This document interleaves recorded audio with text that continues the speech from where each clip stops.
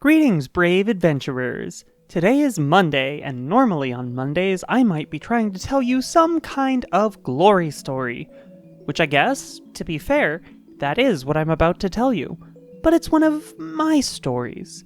I asked you all what you wanted to see, and you overwhelmingly wanted to hear the tale of that time I married a succubus, and then became the goddess of magic. And that's what I have for you today. Now, this campaign was enough years ago that there are some details I'm a little bit fuzzy on. It was also an incredibly complicated campaign with about 50 different plot threads running at any one point in time, so I had to cut a lot out to make it fit into one video. Still, this is one of the gayest moments I have ever had in TTRPGs, and I don't know if it'll ever be matched. It was pretty good. It was very good. So with all that build-up, tale start. So this one is another throwback. Not as old as that first story I told, but from a number of years back. The difference is that this time, I still play with all of these people. They are dear friends of mine. This was a heavily homebrewed D&D 5e game. Not a single one of us didn't have some feature or item or spell that was homebrew. The most important parts of our cast for this story: DM, a friend I met through World of Warcraft who advertised a game. Sylvia, at first an NPC, later taken over by a very close friend. Mari, me, a half-elf phoenix blood sorcerer, heavily homebrewed. The party was larger than this, but it's been long enough that I can't remember all of the details. We had an Aarakocra barbarian and an Eladrin warlock as well. To understand the story, you need a little bit of backstory. This was the DM's homebrew world where all the gods had died in a great war and cataclysm. The only remaining city was kept safe by the dragons.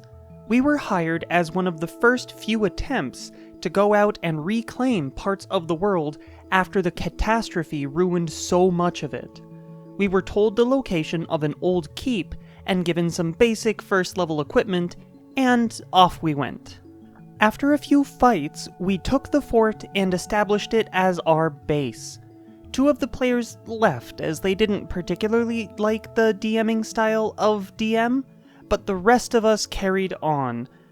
This is editing Foxy coming in to note that this was not the Warlock and the Barbarian I mentioned earlier. These were two players who started out and just didn't end up staying. There was politics, espionage, exploration, the works. Almost none of it relevant to this story. Sorry. A few months into our new jobs, we were called on to investigate some strange happenings to the north of us, as our fort was the closest civilization to it. In some old ruins, we saw traces of magic and signs someone had been there recently. After investigating a bit more, we found a dead body that had been buried. Suddenly, we were all on high alert. And then, we found her. She appeared as a kitsune woman at first, and pleaded with us to leave her be. We confronted her about the dead body we found, and she confessed. She was a succubus. Through a convoluted magic item we had, though, we were able to see her alignment. Chaotic, good. Things weren't making sense, and the only decision Mari could make was to take this succubus, named Sylvia, back to the fort, if for no other reason than to stop her from having to defend herself again.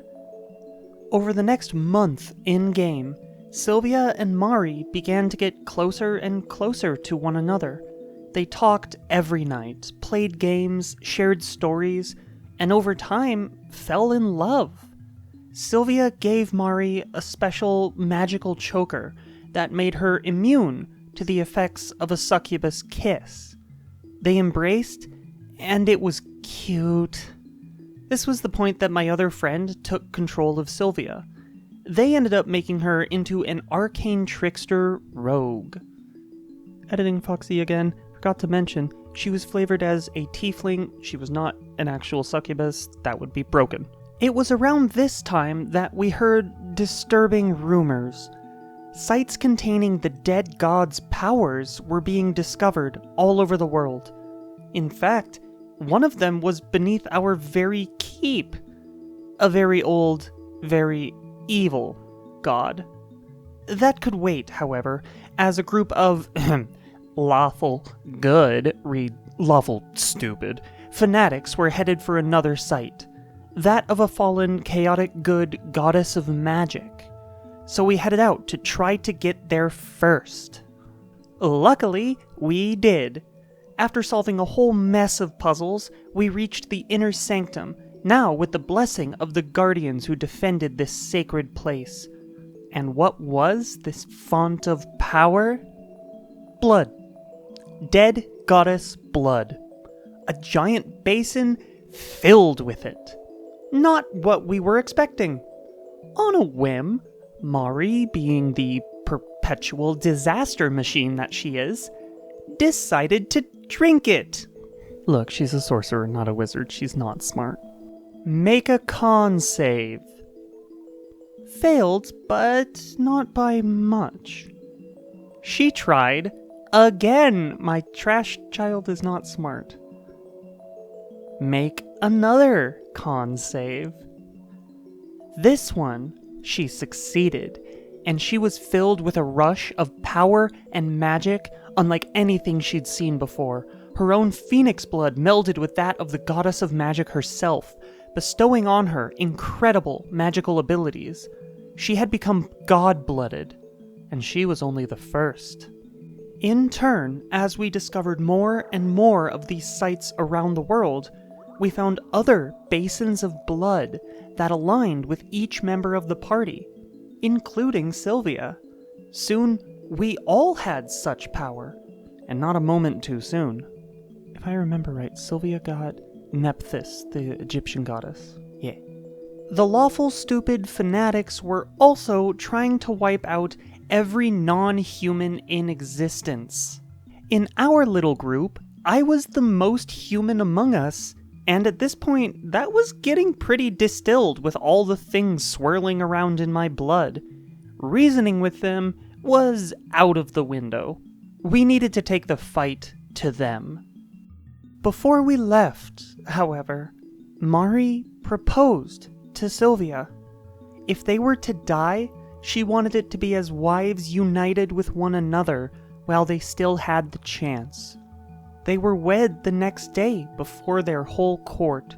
It was cute, it was gay, someone was cutting onions because several people were crying, and I loved it. Of course, we did win the fight. It took everything we had, and we almost died a half-dozen times each, but we won. There were a lot of death saves made, but nobody failed that crucial last one. By now, we were quite formidable in our own right, each of us taking on the aspects of our deities more and more. Mari had gained the ability to cast 10th level spells. Yeah, you heard me right. She was the most powerful magic user in the world now.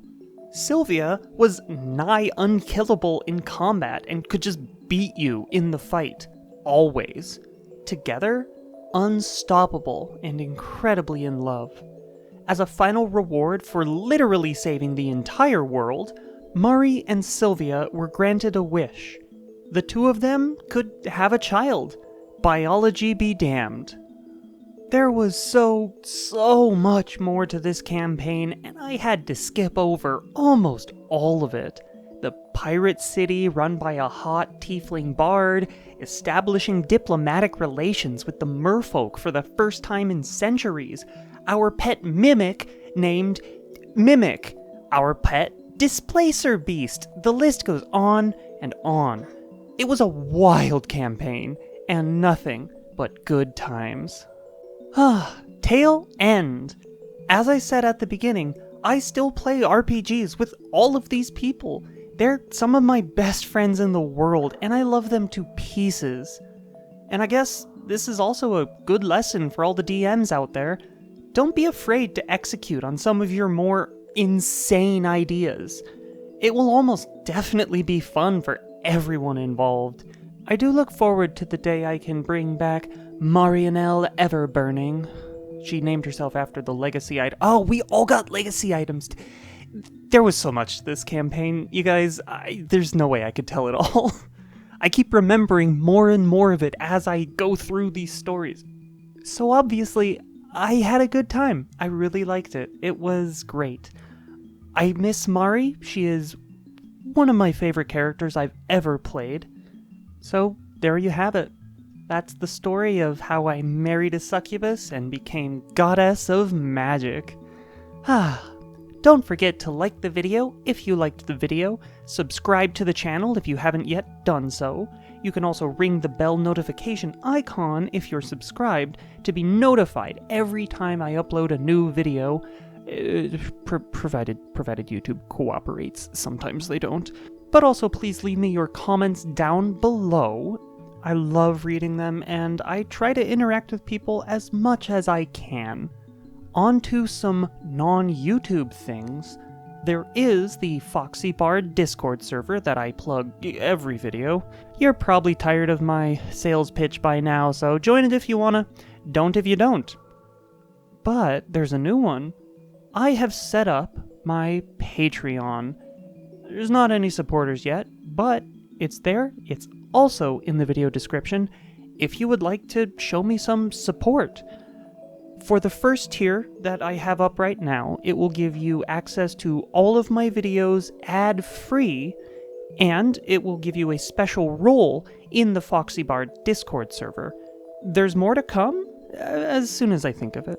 But until I do, let's douse the fire and get back to our own adventures.